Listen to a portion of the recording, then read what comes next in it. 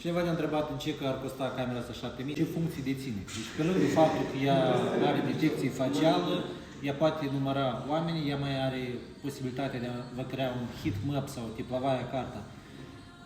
Deci soluții pentru afacerea voastră. Dacă aveți un magazin, spre exemplu un supermarket, puteți vedea pe unde omul mai des trece ca să concentrați acolo produse pe care veți pune accent. Sau dacă se formează rând la caserie, ea are posibilitatea să trimite alarmă, atunci când în rând sunt mai mult 5 persoane, trimite alarmă și vine un alt casier să lucreze.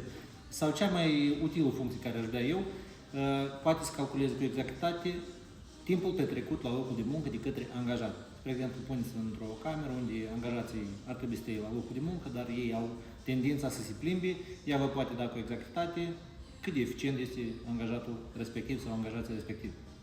Și multe alte funcții inteligente, dar le-am spus pe cele mai utile pentru afacere. Poftă!